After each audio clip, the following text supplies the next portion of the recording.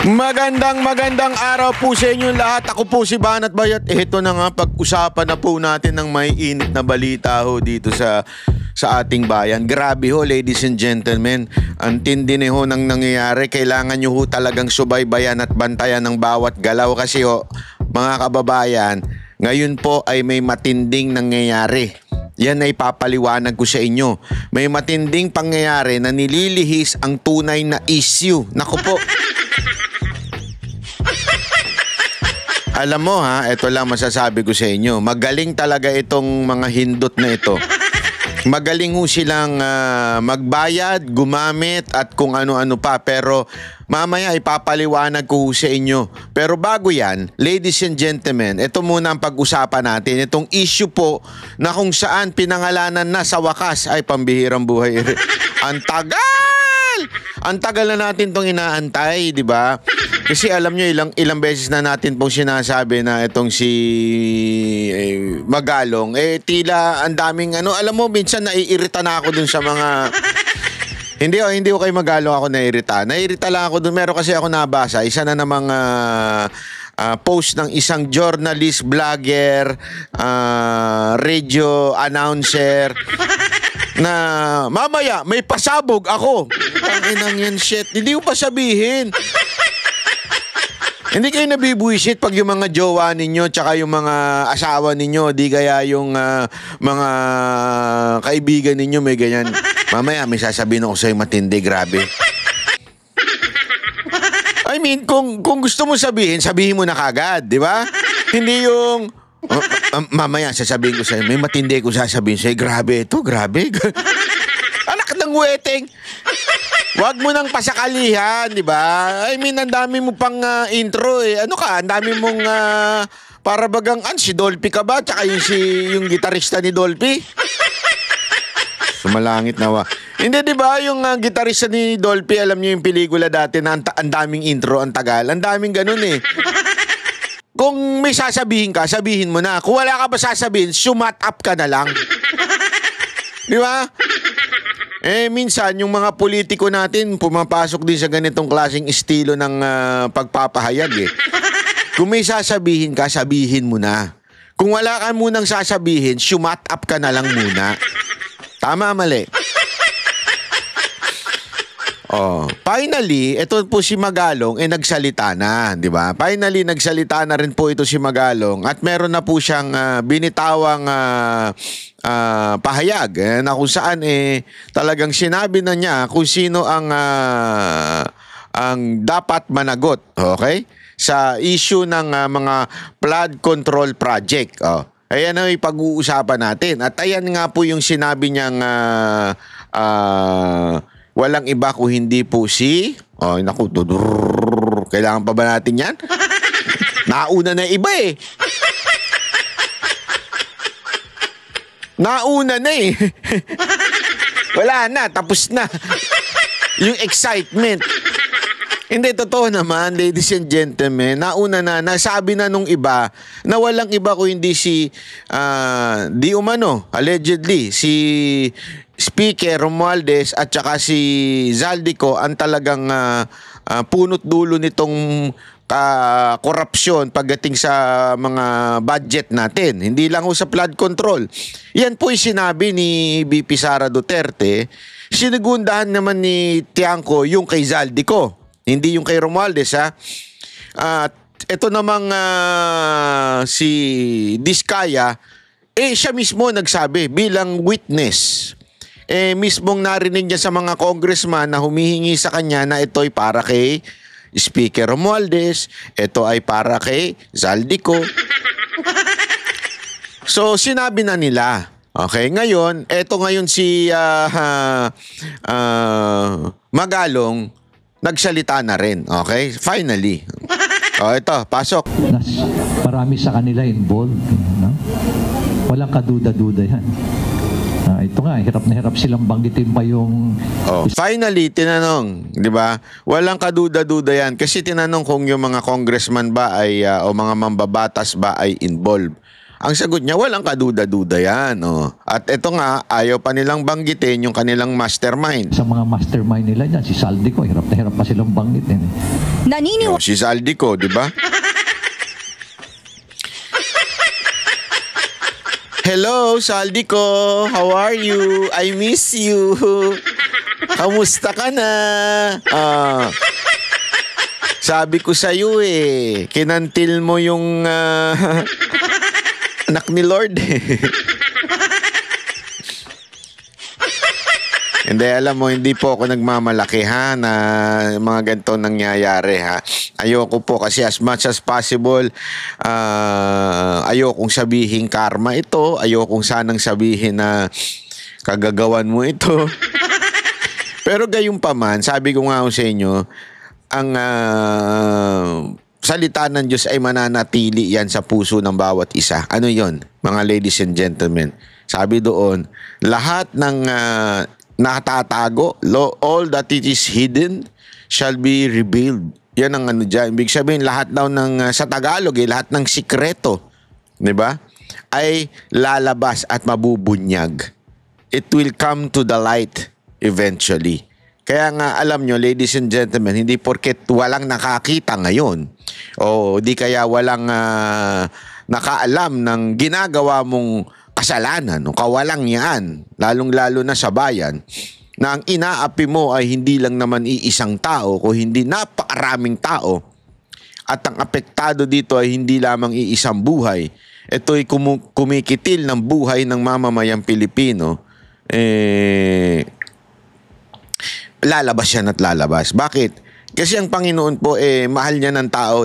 Lahat ng tao, mga Pilipino, mga ipalahi, human being, kaya nga po siya namatay, di ba? Kaya nga po siya bumaba at namatay para sa ating lahat, ay dahil mahal niya nga ho tayong lahat. Ngayon, kung aapihin mo ito, yan ay bebuelta sa'yo, ika nga. Kaya alam mo, naalala ko, eto grabe yung, ngayon, trending na trending po itong yung Kirk, na binaril sa Amerika. Grabe ho, alam mo. Ba't tumatawa ka? Hindi, kasi grabe ho talaga. Nung pinanood ko yung pagka-barreling, in-assassinate po yung clerk. Tapos, nung inaaral ko, kasi tinitingnan ko kung sino ba ito? Tinanong ko pa nga, ChatGPT. Who is Charlie Kirk? Yung si Charlie Kirk, kung hindi nyo pa nababalitaan, ito po yung nabaril. Ito po ay isang political activist, author, and commentator na founder ng Turning Point USA, non-profit organization, ito, ng mga kabataan. Noong una, akala ko isang ordinaryong aktivista at leftist lang ito. Hindi po pala. Siya po pala ay ipinapasok niya ho ang salita ng Diyos sa bayan, tungkol sa bayan. Although ito ay sabi nila close daw kay Republican president na si Trump. Medyo konserbatibo daw ito.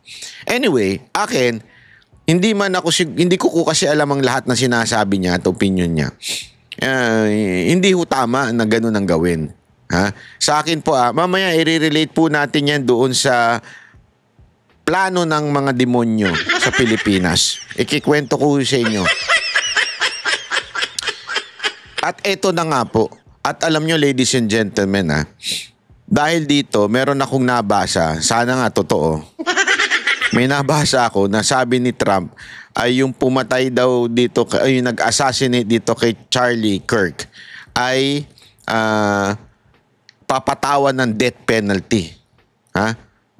Parang sabi nga nung iba, questionable yung ganong batas na gagawin ni parang executive order ni Trump. Dahil depende yan sa state sa Amerika. Pero dito daw, parang may exemption or something like that. Sa loob-loob ko. Hindi ito kagad yung nasa loob ko nung napanood ko yung sabi ko, buti pa sila. Hindi, buti pa talaga sila. Kasi, hindi naman sa hindi ko nilalang lang okay? Linawin ko, hindi ko nilalang lang. Ang pinatay doon, isa lang. Okay? Isang tao lang. Pero pinahalagahan na nila dahil nga naman sa tindi ng kanyang impluwensya. Nakakatuwa yun, palakpakan. Sa atin, ang pinapatay nitong korupsyon ay hindi lang iisang tao. Napakaraming tao ang pinapatay nitong korupsyon na ito. Can you just imagine? Billions. That billions can buy medicine for people, lalong-lalo na sa bayan natin, yung mga namamatay dahil walang pangpa-ospital, namamatay dahil walang pera pang paggamot, namamatay dahil give up lang sila dahil wala na silang pera, dahil wala talaga, hindi kaya ng salary nila para sila ho ay gumaling dun sa sakit nila, kaya namamatay na lang eventually. Yung billions na yan, marami na sanang mapapakain yan, nagutom na gutom. 'Di ba? Na eventually napahamak, namatay dahil sa gutom. Ewan ko na lang, bakit ang ating pamahalaan, ating presidente, pakuya-kuya-kuy pa. Natatawa na lang ako every time binabalita ng media yung independent body na ifo-form ng presidente. Utang ina, ang tagal. Ang tagal. Nakakabuisit na. Alam mo yung gano'n na, wala bang pwedeng bilis-kilos na presidente? Hindi, kasi alam mo, ito'y booking na. Booking na. Ladies and gentlemen, yung insertion, nangyari pa yan noon pa.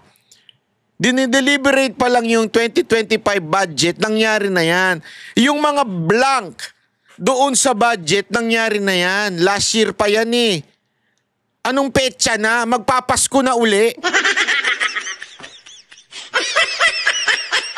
Tangina, naggagaguhan na tayo eh. Magpapasko na uli. Malapit na. Lumalabas na yung si Maria Chiari. At saka si Season ba yun? Si Jomas, hindi si Jomas Season yun. Jose Maria Season ba yun?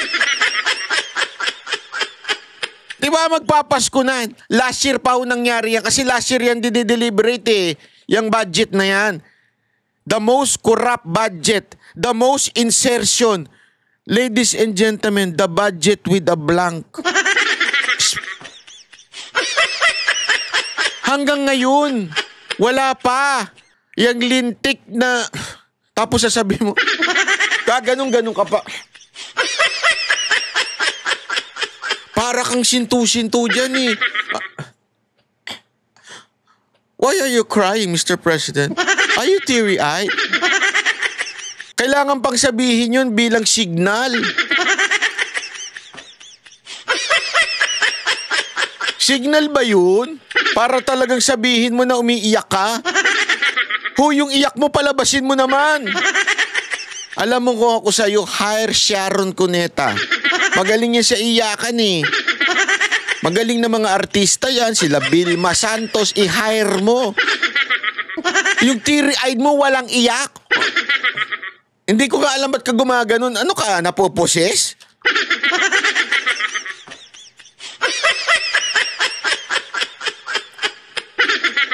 Tama na yung drama mo, Mr. President. Ano ka? Ayusin mo yan. Ito na, lahat na ng tao eh. Inunahan ka pa ni Diskaya. Inunahan ka pa ni Magalong. Bumaba ka na kaya? Mag-resign ka na lang kaya? Alas si Baguio City Mayor Benjamin Magalong na may mga mambabatas na sangkot sa sindikato na nasa likod ng katiwalian sa flood control projects. Isang palaisipan din para sa alkalde kung bakit hindi maituro na isa sa personalidad na sangkot sa anomalya. Ay, wait lang. Caption this. Pwede ba? Lagay nyo yung caption nyo. Magandang itsura yan yun. Lagay mo sa baba yung caption nyo. Tangin ng pagmumukha yan, di mo mapapagkatiwalaan no? Ayan. Oh, sumama pa yung isa.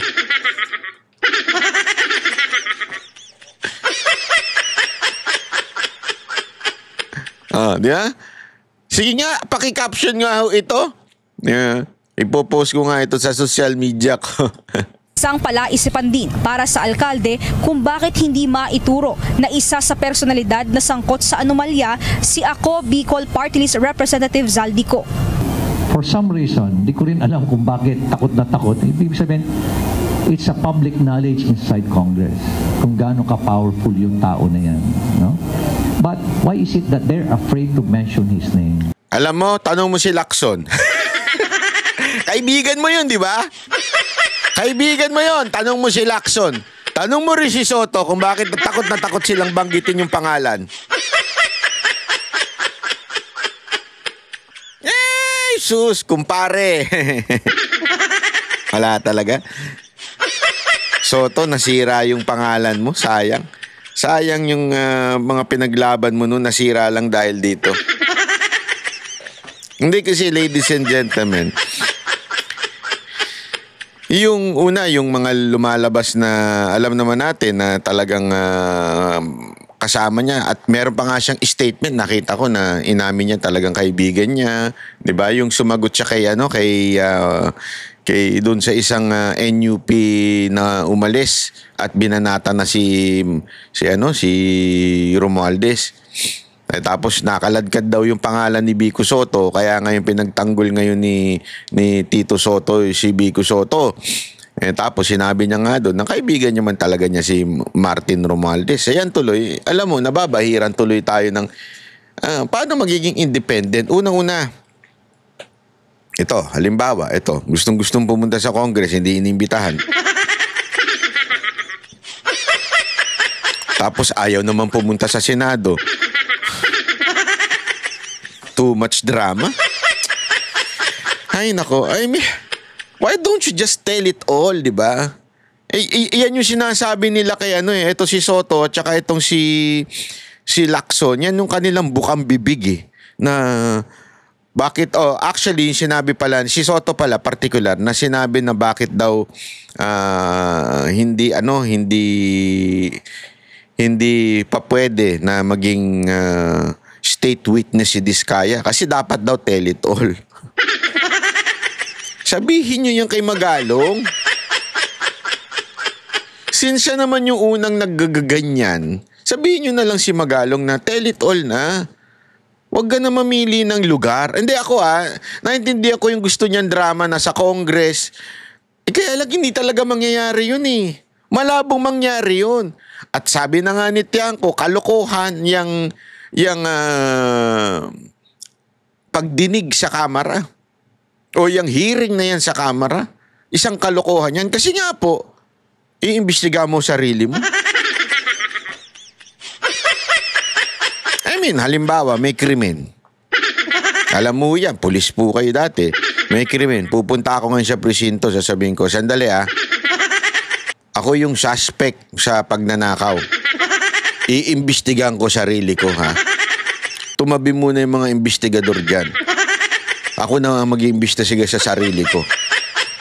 Pero ikaw yung suspect. Parang gano'n ang ginagawa sa kamera eh. Iniimbestigahan nila yung sarili nila. Kaya nga sabi ni Tiangco, kalokohan niyang ganyan.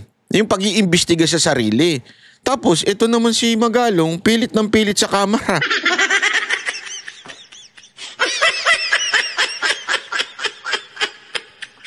Hindi, sana lang, ano mo na sa Senate. Inunahan ka pa ng iba eh. Why? Ayon sa punong lungsod ng Baguio, ito ay dahil karamihan ng sangkot ay mula sa mababang kapulungan ng Kongreso. Pinuna rin ni Mayor Magalong ang aniyay sindikato sa pamimili ng mga mambabatas ng district engineer. Kasi kalimitan, alam nyo naman yung district engineer, sino namimili dyan? Ang namimili naman dyan yung mambabatas, hindi naman si Secretary DPWH. Kasi ganyan na naging kalakaran. Bakit sila nagmimili? Kasi nga nandun yung complicity, nandun po yung sindikato. No? Kaya sa atin po, paano natin ma-address to? Again, the principle of transparency. Kamakailan naman ay nakatanggap ng imbitasyon mula sa Senate Blue Ribbon Committee si Mayor Magalong. Bagamat naniniwala ang alkalde na mas may kredibilidad ang investigasyon sa mataas na kapulungan, nais pa rin niyang humarap sa Kongreso na aniyay sentro na... Ayun naman pala, mas may kredibilidad ng Senate eh. Bakit doon sa Congress mo gustong pumunta? Sir, hindi po kayo imbitahan. Huwag na po kayong umasa na iimbitahan kayo doon. Usapin. So marami nagsabi sa akin na, ay Mayor, kawawa ka lang dyan sa house, puputaktihin ka. Sabi ko, alangan naman ako hindi pupunta sa alarm, na ako pupunta sa house na wala akong bala. Siyempre, nakaprepara din ako, no? Kaya, I am a soldier, no? And I came from a tactical unit. So, I'm prepared to go to the battlefield. Giit pa ng punong lungsod, napakahalagang magkaroon na kaagad ng independent commission na mag-iimbestiga sa issue at masisiguro na magiging malaya ito sa impluwensya ng politika. Itinanggi naman ng alkalde na kumpirmadong kasama siya sa binubuong independent commission ni Pangulong Ferdinand R. Marcos Jr.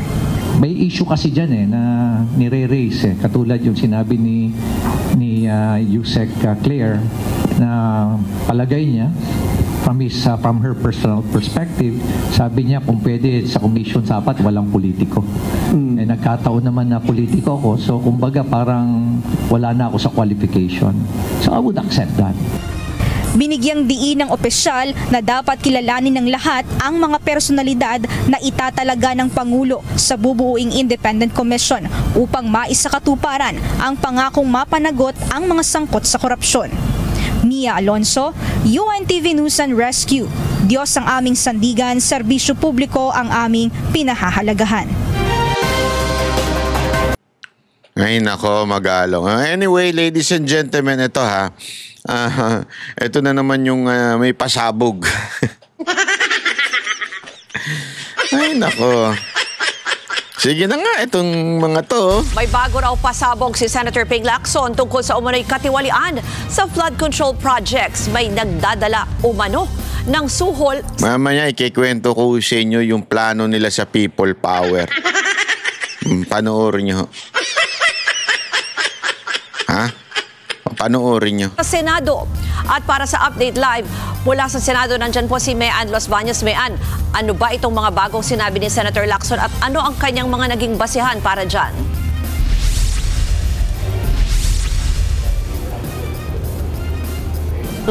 Ruth, may nakuha nga raw na CCTV footage ang kampo ni Senator Ping Lacson kung saan makikita na dumalaw dito sa Senado noong August 19 ang isa sa mga kawani ng construction companies na may kinalaman sa mga maanumalyang flood control projects. Ayun na. Base sa naunang sinabi ni dating DPWH Engineer Bryce Hernandez sa pagdinig ng Kamara, nagdadala umano ng suhol ang staff na si Mina sa isang Beng Ramos na staff umano ni Senator Jinggoy Estrada. Itinanggi na noon ni Estrada na staff niya si Ramos, pero lumalabas na staff siya ng Senado at nakadetail sa Blue Ribbon Oversight Office Management bago nalipat sa motor pool. May ideya na raw sina Lacson kung kaninong opisina sa Senado dumalaw si Mina, pero magiging sentro raw ito ng susunod na Blue Ribbon hearing sa Webes, September 18. Mukhang alam ko na patutunguhan ito. Ito parte ito ng mga plano eh. Alam nyo, there is a great, big conspiracy na nangyayari ngayon sa ating bayan. Malungkot man unawain at intindihin, marami ang nagagamit dito sa conspiracy na ito.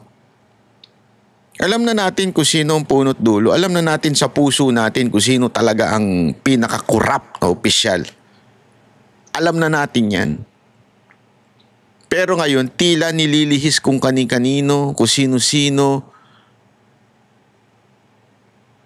Nabuking na nung una, binubuking na ng paulit-ulit ng iba't ibang opisyal ng gobyerno. Ngayon, binago ang kwento ng script ng Kamara. Tila sa pagpapalit ng leadership sa Senado, tila yung script na yon ay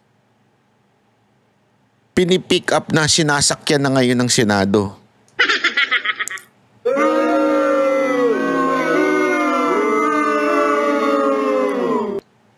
Sa tingin ko, meron ng unti-unting pagtatakip kung sino talaga ang punot dulot mastermind. Sabi nga di ba ni Magalong, mastermind si Zaldico. Tama, mali? Oh. Pero merong pang mas mastermind. Tangina, sino pa ba yun? I mean, bobo na lang ang hindi makahula nun. Sa totoo lang, bobo lang. bobo, o di kaya kakampi nung tao na yun. Pinasecure na raw ang kopya ng CCTV at kasamang ipatatawag sa pagdinig ang operator nito. Bukod dyan, sinabi rin ni Lacson na wala silang sasantuhin kahit pakasamahan nila sa Senado. Yun. So ang punot dulo na ngayon, yung Senado na. Now you understand kung bakit nagkaroon ng change in leadership. Ha? Now you understand kung bakit nagkaroon ng pagbabago ng leadership. Kasi magbabago na ang direction. Gago! Nagdaraw sa ngayon ang staff na si Beng Ramos. Humingi ng 2 araw na extension si Lacson bago isagawa ang susunod na hearing para raw ma-mark ng maayos ang mga ebidensya. Ipatatawag na raw sila Bryce Hernandez kahit na ang tingin nila Lacson hindi na siya credible. Maging ang mag-asawang Curly at Sara Diskaya iimbitahan din daw ulit. Git ni Lacson baka pwedeng pag-aralan kung dapat silang mabigyan ng legislative immunity para kung ano man ang sabihin nila ay hindi magagamit laban sa kanila. Hindi raw sapat ang mga nauna nilang pahayag sa pagdinig ng Senado at Kamara para maging state witness. Maging si dating DPWH Secretary Manuel Bonoan posibleng ipatawag sa mga susunod na pagdinig. Tsaka si Candaba Mayor Rene Maglangke at Yusek Roberto Bernardo. Pero pagilinaw ni Lacson, walang direktang link si Bonoan sa mga sinusuring anomalya. Narito Ruth ang bahagi ng pahayag ni Senator Ping Lacson.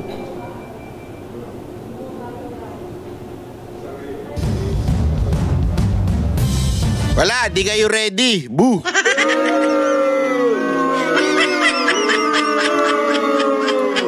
Alam nyo, eto sabi ko nga sa inyo there is a big conspiracy na pagtatakip na sa isang malaking nabuking. Alam naman natin na nabuking itong, kasi ganito nangyari dyan. Sa tingin ko, ito yung may opinion. At ito rin yung conspiracy na nangyayari sa ating bayan. Dahil sa baha. Totoo ito Nagsalita ang presidente sa SONA na 5,500 flood control project. Sinagot siya ng langit at sinabing, ganun. Ganun. Eto ang baha kinabukasan.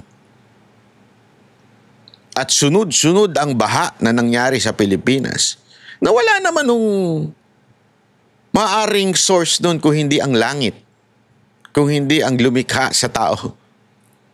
Ibig sabihin, this is a work of God to reveal what is really happening to our country. This is the hand of God to show us kung gaano na tayo kakurap na bansa. No matter how they can pay the media, kahit gaano pa nila kayang bayaran ang bawat istasyon at pagtakpan ito, sabihan na fake news ang mga Duterte, sabihan na hindi totoo ganito, ganire, hindi mo maaaring pagtakpan ang baha. At yung baha na yan, hindi ho yung gawa ng tao o ninuman. Yang baha na yan, galing na po yan sa langit, yan tubig na yan. Ngayon, walang choice. Walang choice ang gobyerno. Hindi nila pwedeng i-deny na may baha. Kasi na-experience, nakikita ng tao na experience. Ngayon, paano nila susolusyonan ito? Alam mo, ako personal, may alam ako na they hired a PR to handle this. They did. And I think, kasi itong PR na to, hindi ko na lang babanggitin, pero meron akong knowledge dito sa PR na to. Magaling ito gumanon Ginanon nila. Alam nilang may baha, may problema. Gawin natin, ilabas natin yung sarili natin at sisihin natin yung ibang tao. So ganun ang ginawa ni Marcos, di ba? Mahiya naman kayo. Utang ina, palakpakan yung mga hindot. Ganyan. So as if Marcos would be the hero dahil pinansin niya o initiate niya yung panawagan ng korupsyon sa flood control o sa mga proyektong ghost. Parang ang dating, wala akong kasalanan, kayo ang may kasalanan. Di ba? Ang tanong, ito problema. Nung pagbanggit niya nun, may kasalanan. Kasi yung kasalanan na yon na nagdudulot ng baha, ano yung kasalanan na yun? Korupsyon na nagdudulot ng baha, ay kailangan merong managot. So iniligtas ni Marcos yung sarili niya. Ang problema ngayon, kailangan may maituro. Tama, mali.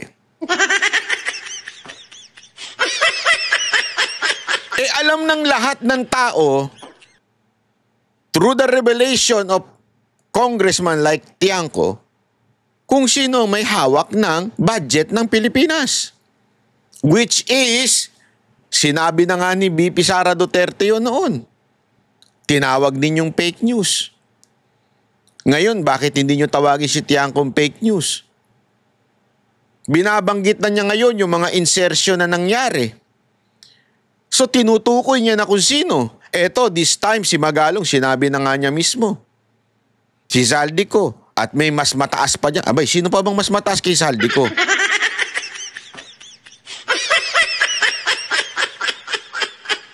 Diba? Hindi naman na dating kailangan. Ikaw din pala eh. You're afraid to mention the name that should not be mentioned. So ngayon, tumatama ngayon, walang iba kung hindi kay Romualdez at kay Zaldico. Yung pahayag ni Marcos. Ang problema, paano ngayon iikot yun? Eto na. Dito na gumagalaw na naman yung teorya na kailangan may baling sa iba. Sino ang babalingan ngayon? Lahat ng kalaban sa politika.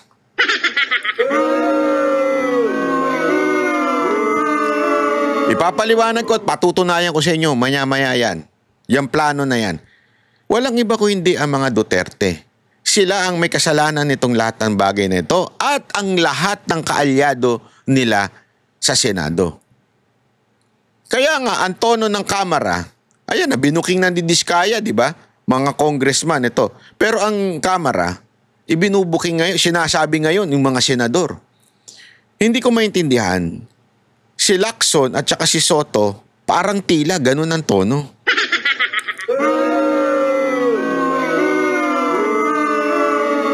Alam naman natin yung mga pumapalag lang dyan, yung minority.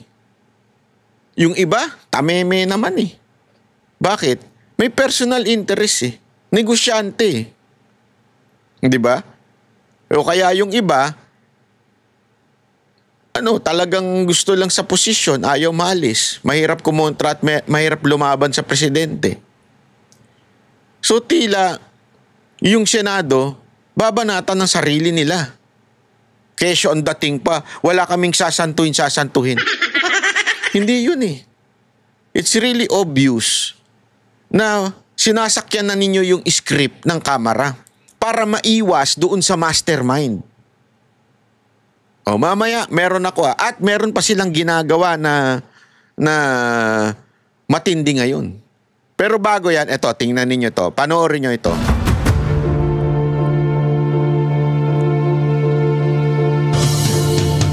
Inirekomenda ni dating Blue Ribbon Committee Chairman Rodante Marcoleta na gawing state witness ang mag-asawang Curly at Sara Diskaya.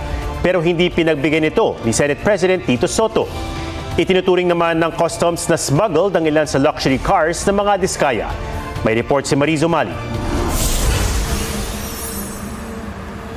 tayo sa Sa Wagyu Red. tatlong mamahaling Ito yung sasakyan ng trending. mag-asawang Curly at Sara Diskaya, 15 ang nakitaan ng irregularidad ng Bureau of Customs. 8 sa mga ito ang walang import entry records at certificates of payment at pwedeng ituring na smuggled ayon sa customs. 7 ang may import entry documents pero walang certificates of payment.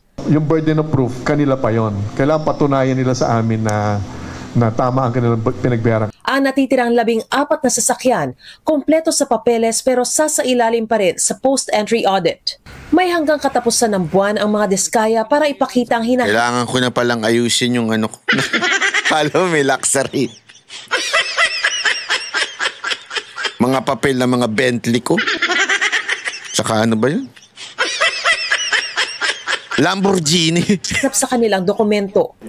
Kung hindi, maglalabas ang customs ng warrant of seizure and detention. Kung meron po silang dokumento na kailangan pa makita, magpo-comply ho kami. Hindi naman isinasantabi ng customs na posibleng may kinalaman sa pagpuslit ng mga sasakyan ang 10 sa kanilang mga tauhan. Pagpapaliwanagin natin kung bakit nakalusot or dumaan sa kanila yung mga sasakyan nang hindi nagkaroon ng tamang dokumento at hindi nagbayad ng tama. Doon sa mga ganun yung sitwasyon, no? We will have to make even our own people accountable. Ang mga luxury car ng mga Diskaya naungkat sa gitna ng issue ng mga anomalyang flood control projects kung saan contractor ang mga kumpanya ng mga Diskaya. Napag-usapan naman sa House hearing kahapon ang biglang paglobo ng yaman ng mga Diskaya mula 2016. Sabi kahapon ni Curly, gross revenue ang ipinresenta at hindi pa nabawas sa mga halagang iyon ang kanilang puhunan. Paliwanag naman ng kanyang abogado, Yung mga sinasalihan nilang proyekto, malalaki. And take note, yung siyam na kumpanya, quadruple A lahat. Kung qualified siya at siyang nakakuha, definitely magkakaroon ng income. hindi rin daw sabay-sabay kung mag-bid sa isang proyekto ang kanilang mga kumpanya. Taliwas sa sinabi ni Sara Diskaya sa Senado nitong Lunes. Rattled si ma'am noon sa Senate Pagod na, walang tulog, pressured. Normal ho yun sa isang tao na hindi saray sa ganyan. Kahapon, natanong si Curly sa motibo niya sa pagdadawit sa ilang congressmen at iba pang opisyal ng gobyerno. Baka mamaya may nag-udyok sa'yo na papuntahin sa ganoon ang iyong affidavit para ikaw ay maengganyo at magkaroon ng rason na i-consider na state witness? Hindi po, Your Honor. Ang dahilan po ng state witness mo ay dahil po sa natatakot po kami, nilulusob po kami araw-araw ng mga iba't ibang grupo po sa aming bahay. Ayon kay Senate President Tito Soto, sumulat si dating Blue Ribbon Committee Chairman Rodante Marcoleta sa Justice Department para irekomenda maging state witness na Diskaya. Pero hindi ito pinirmahan ni Soto. Ang unang sinabi kagad sa akin ni Ping, tell-all ba yan? Yan pala yung tell-all na yan. Si Ping ang nagsabi. Di ba? Kung tell-all Kasi yan, dapat nga, oo, pwede. buo. Pag-usapan natin. Pero ano sinabi? Puro congressman ang binanggit Saka meron pang mga nagka-question doon sa mga binanggit na mga pangalan na tao. So, hindi ko pinirma. So sa tono na yan, halatang parang sinasabi niya, puro congressman ang binanggit So kailangan talaga may banggitin na senador. Naku.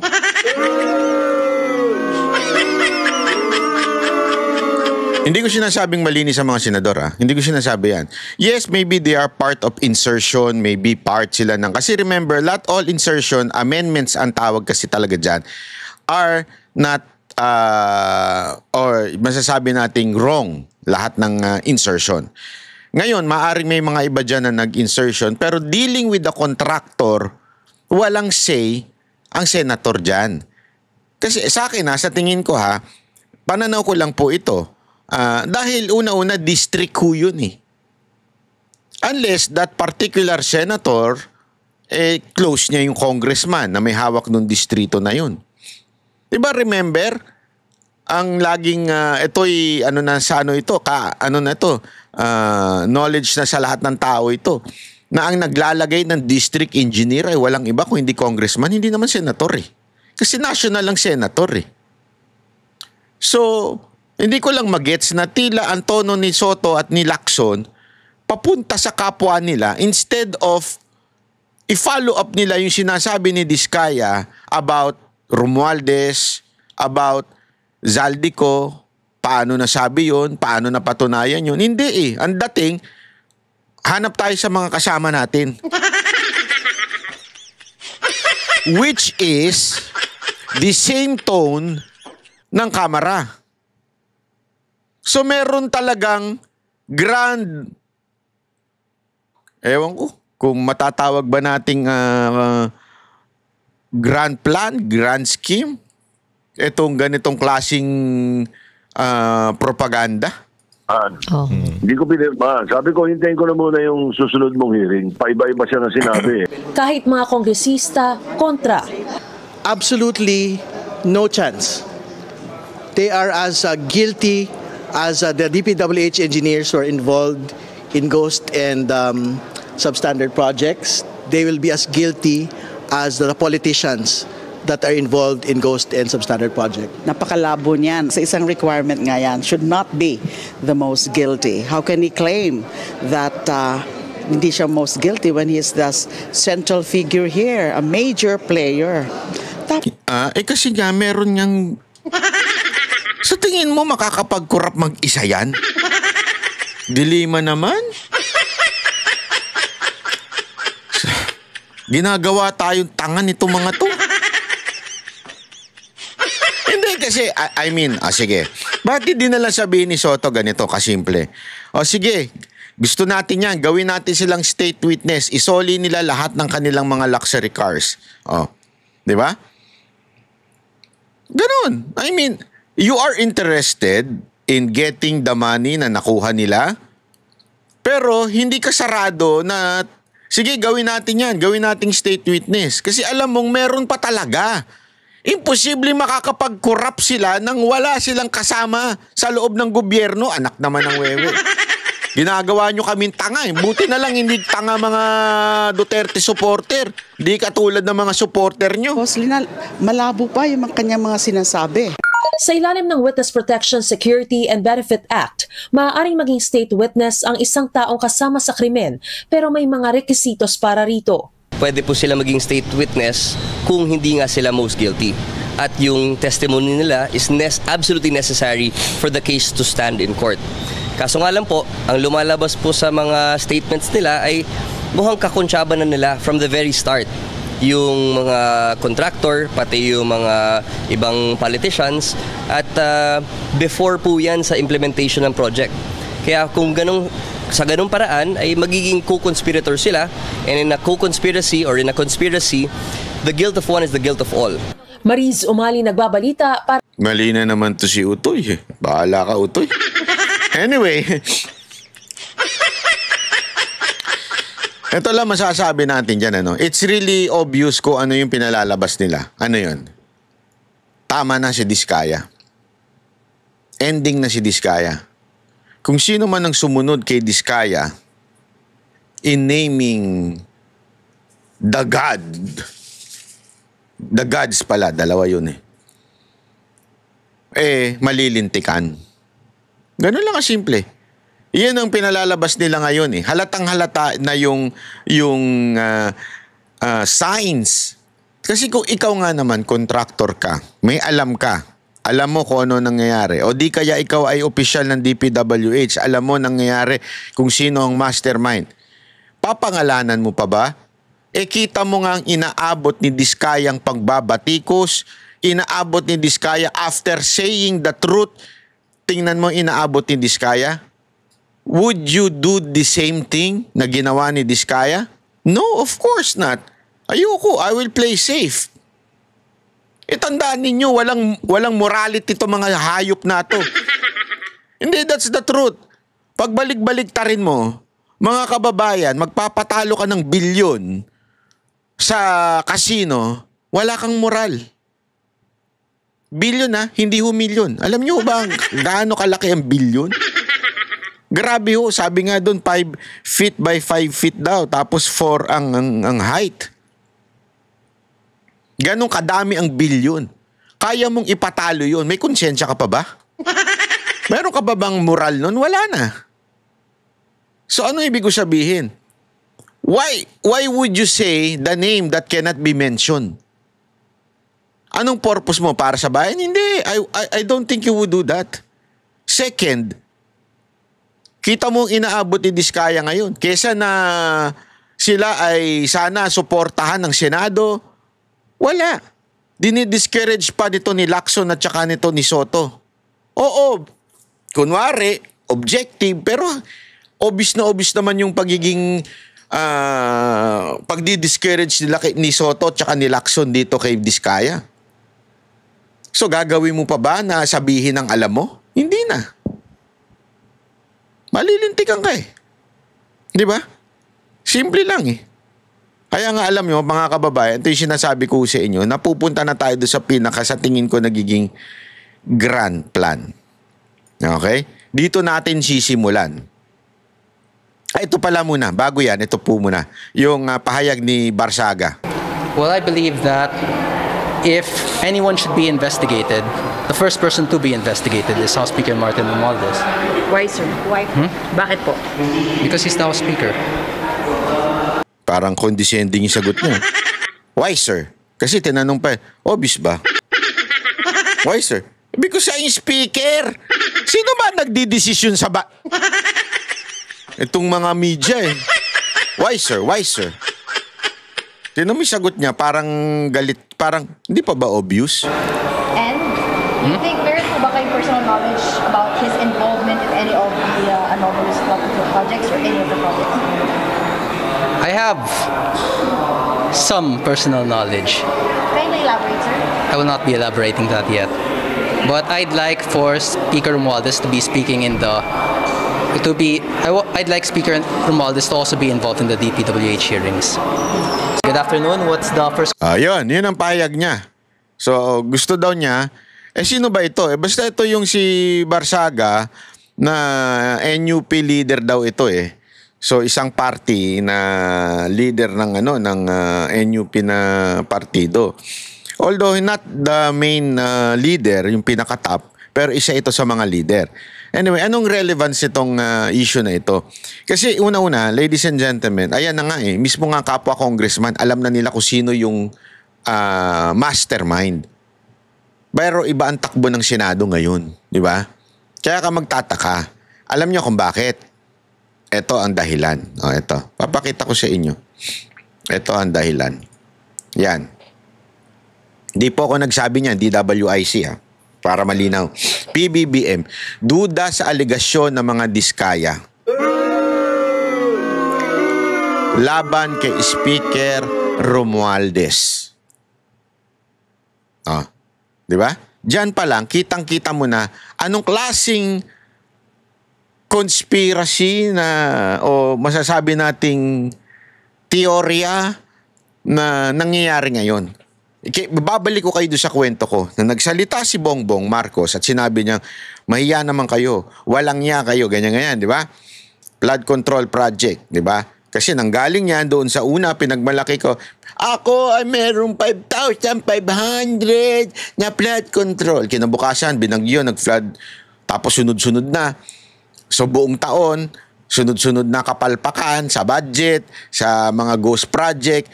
Wala nang choice si Marcos kung hindi iibaling sa iba, isisi. Nung nagsalita siya, mga walang niya naman kayo, bla bla bla bla bla. Ang problema, yung totoo, yung katotohanan lumalabas.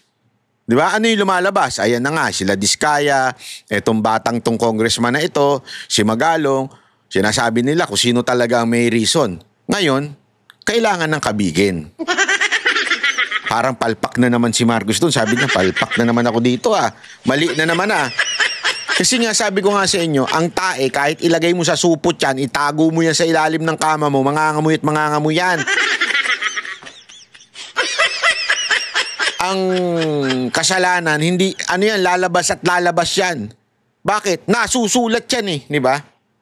Nasusulat yan eh. Lahat ng sikreto lalabas, lahat ng baho lalabas. It will be eventually mapapakita sa liwanag. Yan ang nangyayari. Kahit anong pagtatakip, tingnan nyo, sinusubukan niyang takpan yung sarili niya na isinisi niya sa tao. Bumuebuelta eh. Sino may kasalanan? Yung pinsan niya. Sino nagkukonsindi sa pinsan niya? Siya. Naku, patay tayo dyan. So, paano gagawin natin ngayon? Ibaling natin sa iba. Sino ang perfect target? Ang mga Duterte. Sino ang perfect na kakuntsaba ng mga Duterte? Ang mga senador na kumampi kay Inday Sara. Gago! Perfect target yun eh. Di ba? Basahin natin yung article na to ha. Papakita ko sa inyo itong article na to. Kung ano yung sinabi dito ng DWIC. Maganda yung sinabi dito. Ayan o. Ito yan ha. O DWIC yan o. Duda si Pangulong Marcos sa aligasyon ng mga diskaya na sangkot si Speaker Romualdez. Ito'y ayon kay Pangulong Marcos dahil maraming nabibiktima ng name dropping. Name dropping kaagad. Yeah? Ayon sa punong ehekutibo, dapat mag-ingat ang mga tao at huwag masyadong gullible o madaling mapaniwala. Gayunpaman, sinabi ng presidente na titignan ng bagay nito para malaman kung may sapat na basihan ng pagdawit sa speaker. Ito ha, tingnan nyo yung last. Dagdag pa ng Pangulo. Bagamat hindi krimen ang pag-name drop, krimen naman ang paggamit ng pangalan ng iba para magnakaw. Naku po, matindi ito. Mukhang, alam mo yon, instead na talagang suportahan yung mga revelasyon ng diskaya, talagang, ito palang nililigtas mo na eh. Sinasabi mo na name dropping eh. Di ba? Yan yung G's of all, yung sa news na yan eh. Dini-name drop ng diskaya si Romualdez. Sabi nga sa huli, di ba? Pag diname drop, krimen naman ng paggamit ng pangalang ng iba para magnakaw. So, parang sinasabi niya, yung mga congressman, ginagamit lang ang pangalan ni Romualdez at ni Zaldico para magnakaw. Di ba? Binibigyan niya na ng justification. Parang sinasabi niya, hindi, ginamit lang ng mga congressman niyang si Romualdez, yung pangalan ni Romualdez at saka ni Zaldico para makapagnakaw. Pero hindi naman talaga sila sangkot. Gago! Again, may punto ba? Banat bay o wala? Be objective. Ito, tanungin ko kayo. Ano sabi ni Tiangco? Di ba sabi ni Tiangco, si Zaldico ang naglalagay o nag-insert ng how many billions sa different district? Hindi po ako nagsabi niyan, ha? Si Tiangco po ang nagsabi niyan. Kaalyado ng Pangulo. Sinabi niya, si Zaldico, siya nag-decide. Magkano natanggap ng party list? 2 billion. Yung pamangkin niya, 2 billion din. Na pangkaraniwan lang daw, swerte ka na nga daw pag nakatanggap ka ng 150 million na proyekto. Eto, 2 billion. Hindi lang yun, 2 billion sa kanya, sa partido niya, ay sa party list niya, 2 billion doon sa pamangkin niya. Tapos may mga inalat pa sa iba't ibang distrito. Si Tiangco nagsabi niyan, hindi ako. So, sa tingin ninyo, may nagtanong nga sa kanya paano magagawa ni Zaldico yun? Wala, makapangyarihan lang siya. Hindi, paano niya magagawa yun? Tama, tanong, kayo makakasagot nun. Walang tanga na magsasabi, hindi, magaling lang talaga si Zaldico. Kaya niya nagawa yun. You cannot do that unless in-approve ka ng Speaker of the House. Tama, mali. Diba? Ngayon, wala bang name dropping ba yung ginawa ni Diskaya? Wala bang ebidensya? Yung mga dokumentong pinresinta ni Tiangco ay galing mismo sa Kamara. So, anong ibig ko lang sabihin? Merong possibility. Kung ikaw, piskal, siguradong masasabi mong may probable cause.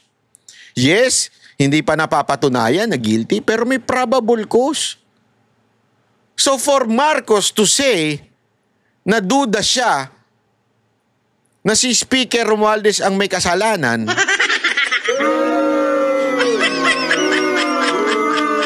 ito'y malawakang pagtatakip sa matinding anomalyang nangyayari sa ating bayan. Hindi pa ba obvious? Gusto nyo pang malaman kung paano tinatakpan? Diba? Again, sinasabi ko, balik tayo sa kwento natin. Lagi ko kayo babalik para maintindihan ninyo yung grand conspiracy sa nangyayari ngayon. Nagsalita ang Pangulo. Pinagmalaki niya, may 5,500 flood control. Kinabukasan, binagyo, binaha. Buong taon, binagyo, binaha. Buong taon, na-booking ang budget. Pangatlong zona, sinabi niya, ito, walang niya kayo, ganyan, kayo may kasalanan, bla bla bla, para iiwas yung sarili, para manisin ng iba. Ang problema, naengganyo tuloy yung mga tao magsalita. At na-booking eventually na si Zaldico daw di umano at saka si Romualdez di umano ang may kasalanan nitong lahat ng nangyayari na ito. Di ba? So ngayon, kailangan bawiin, kailangan kabigin. So nagpa-interview si Marcos at sinabi niya yan. Ito pa matindi, ha? Ito matindi. Ito. Papakita ko lang sa inyo. Ito, panoorin ninyo, ha? Oh. Singilin ang korap. Yan ang sigaw ng ilang progresibong grupo sa ikinasa nilang kilos protesta sa harap ng EDSA Shrine ngayong araw. Pinangunahan ng ilang pro-democracy groups ang protesta tulad ng Tindig Pilipinas at Kalipunan ng Kilosang Masa. Nandiyan din po ang ibang grupo ng mga manggagawa, kabataan at mga miyembro ng simbahan. Panawagan nila buuin na ang isang independent commission para mapanagot ang mga kurakot umano, hindi lang sa DPWH pero hanggang sa Kongreso. Huwag din daw dapat matapos lang sa investigasyon ng proseso kundi kailangang may makulong na sangkot sa katiwalian. Ayon sa MMDA, nasa 200 individual ang nakilahok sa rally. Bago yan, isang misa muna ang sinagawa sa EDSA Shrine sa pangunguna ng Clergy for Good Governance. Hindi mo pwedeng ang pinaka-guilty sila ang nag-iimbestiga. Dapat independent commission. Ilabas na ang salin ng lahat ng mga government officials, lalong-lalo na yung mga nasa Senado at Kongreso. Dapat lahat po ay dapat wala po talagang sinasanto dito. Dapat lahat, okay? Hindi. Kasi alam nyo bakit ko ito pinakita? Alam naman natin kung paano ginamit ng matindi ang mga makakaliwa nitong nakaraang panahon ni Romualdez. Alam mo natin 'yan. Talagang they were weaponized. Although sabi ko nga sa inyo, ito mga makakaliwa na ito po ay mga tawag dito, mga traidor. Okay? Pero gayunpaman, napaka-obvious. Etong nangyayari na to ay ewan ko kung inutusan sila o may kumpas ng kamera. Kasi, papakita ko sa inyo ha. Ayan po yung parte nun. Kita ninyo? Yung mga nasa picture? Sino yan? Diskaya, BP Sara, yung isang, kita niyo ito isa? Yung isang engineer, yung district engineer, tapos si Pulong. Di ba? Ang alam ko, congressman. Di ba? Ang binanggit si Zaldico tsaka si Romualdez. Bakit yung Duterte nandyan? That's why I think this is part of that grand plan. Naiiwas kay Martin Romualdez at kay Zaldico ang investigasyon at ipunta sa mga Duterte. Kasi alam nila nagalit na ang taong bayan. Alam nila nagalit na ang taong bayan. Nakikita pa yung nangyayari sa Indonesia, nangyayari sa Nepal. Alam nilang konti na lang, sasabog na ang galit ng taong bayan sa Pilipinas. Kaya, paano nila ito kokontrahin? Weaponize yung certain group na mahilig mag-rally.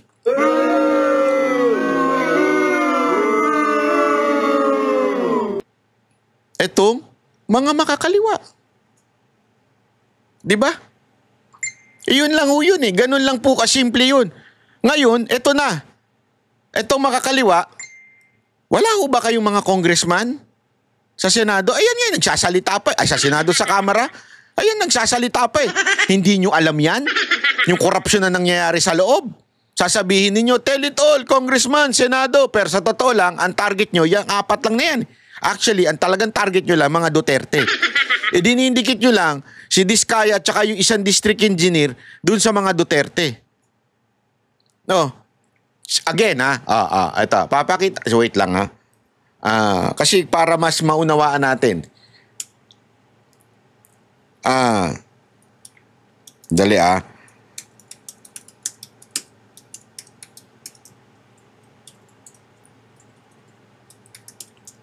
Kasi mas tandaan ninyo, ito mga makakaliwa ito, ha? Okay? Makakaliwa ito.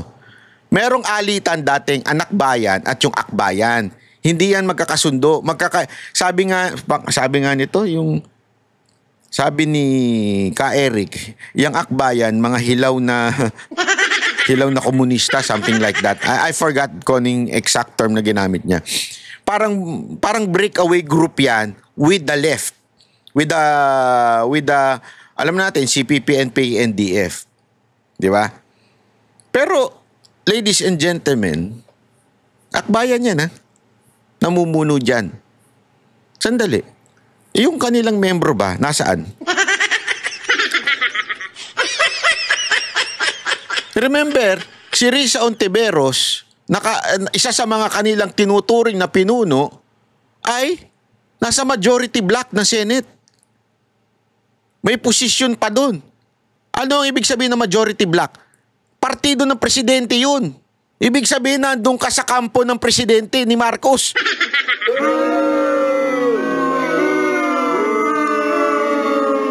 So, how legit na mag-lead ka ng ganyan o kayo yung kasi sila yan eh.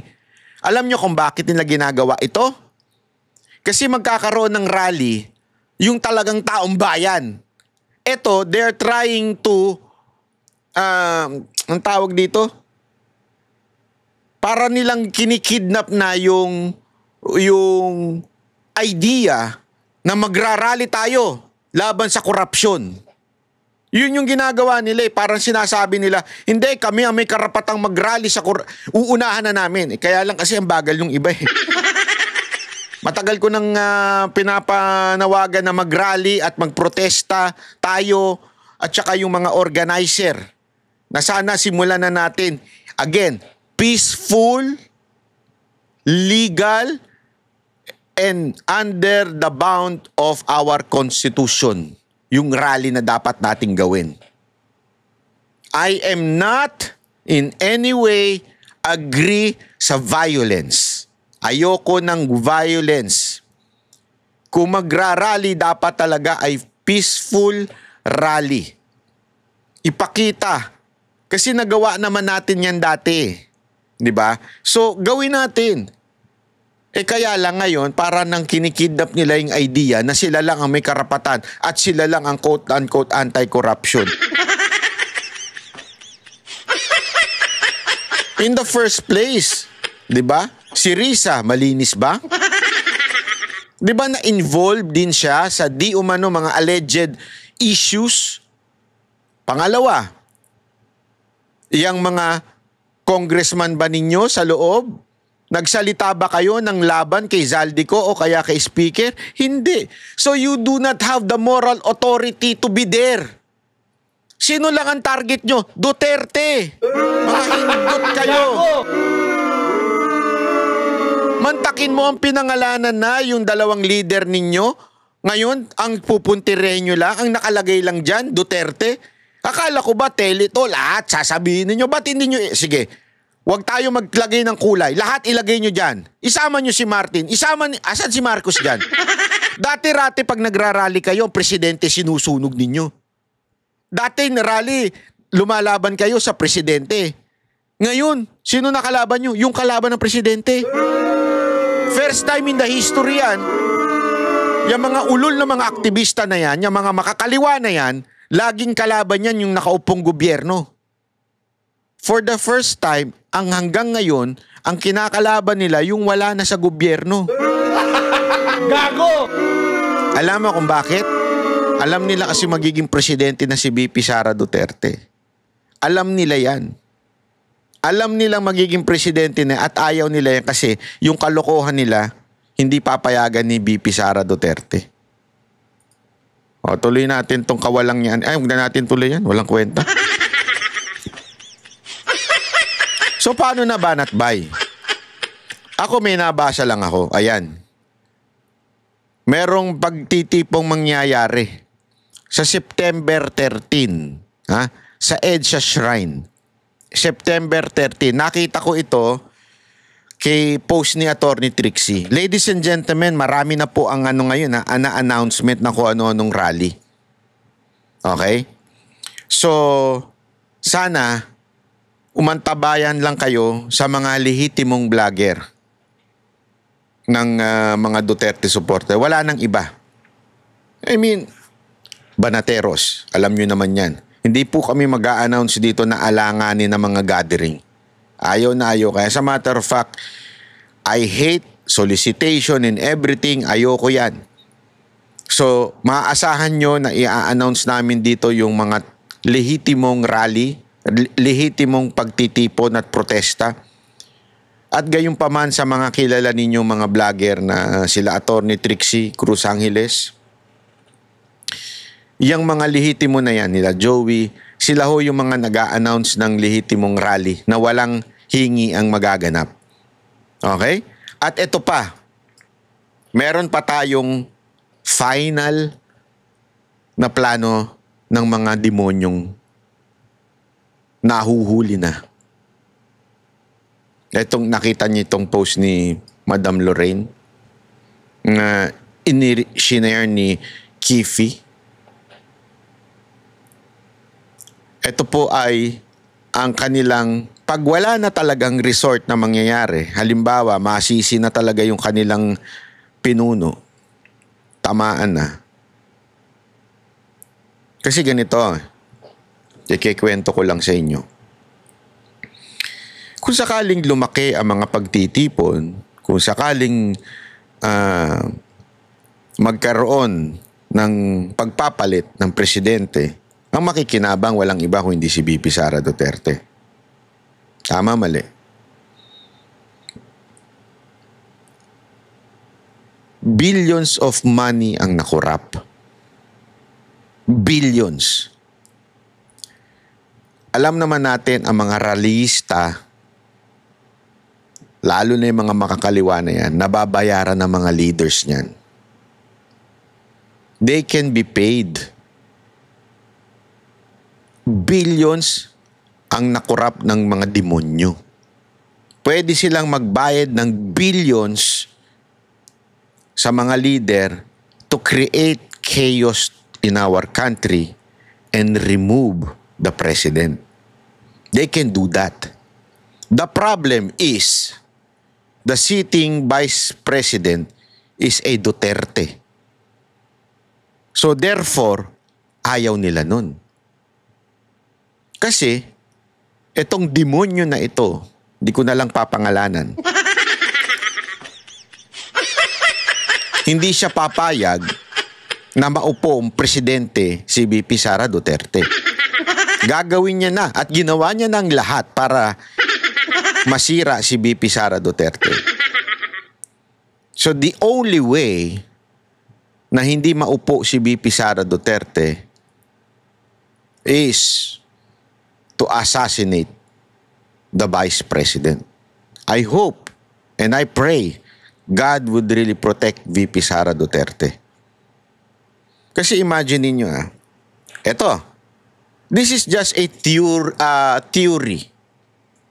Ako yung demonyo. Natuturo na ako. Marami naman akong pera. Gagamitin ko na lang itong mga bayarang rallyista para mag-rally to unseat the president. Tapos, yayariin ko si BP.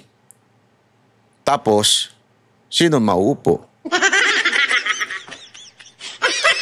I can pay since may pera, anyone, sino ba mag-uupo dyan?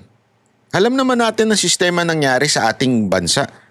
Mga kasundaluhan, o di kaya ang Supreme Court, di ba? Sila yung napanumpa nun. I can pay billions. Billions na eh. Ang usapan dito, hindi millions, billions. To sit someone that I want. Di ba? Plus, if I have the support of the West. Remember, galit ang West dito sa mga Duterte because of the foreign policy ng Duterte na hindi awayin ang China. Di ba? So, ibig sabihin, no, ladies and gentlemen, with all the instrument surrounding how to replace the president, the vice president, they can do it. They have the money, they have the power, they have the support of the West. Kaya nakakatakot to, mga kababayan. Kaya nga alam nyo, is this hopeless? I don't think so. Why? Because we have a God who sees everything. I know, it sounds, yun na lang ba talaga pag-asa natin? Yes. Yes, that's our, yan na lang pag-asa natin. Tandaan ninyo sa buhay, pag tayo may pinagdadaanan, dalawang bagay lang. Sa buhay ito, pag may dalawang bagay lang, para solusyonan ng problema sa buhay mo. Your way or God's way. Kaya nga, hindi ako pabor sa violence. We have to do it God's way. He has a way to reveal the truth. He can touch people's heart to change it and fight for our country. He can move people. He can use stones. Remember, in the Old Testament, He can use stones to speak about His words, His message. He can use anyone He wants if we would just trust in Him. Kaya, let's just, alam mo, wala. If we would just depend on human beings, we would get frustrated. Yan ang tandaan nyo. Nakaka-frustrate ang magtiwala sa tao. Nakaka-frustrate ang maniwala sa tao. Kaya nga ang best way niyan is really pray for our country. Na Lord, please naman, grabe na ang korupsyon. Grabe na ang nangyayari sa bayan namin. Tulungan nyo naman kami. Yun lang yun. Ipanalangin natin ang ating Vice President na wala mangyari. Dahil hindi ho tama na may mangyari ho sa ating Vice President. At sana kung magkaroon man ng pagpapalit ng gobyerno, protect everyone. Yun lang sa akin. Ako, sabi ko nga sa inyo, legal and peaceful ang sanang mangyari sa ating bayan. Yun lang. Ako ayan. I always say that. Legal, peaceful ang mangyari sa ating bayan. Pero kasama po ang legal process ay yung magprotesta tayo. Ipahayag natin sa ating gobyerno ang ating nararamdaman. Ipakita natin. Kaya nga ho, ladies and gentlemen, ito sa September 13, sana po ay dumayo kayo sa EDSA Shrine. Magkita-kita ho tayo dyan. Ha? Maraming salamat po. God bless everyone. Mabuhay po ang bayang Pilipinas. Pilipino,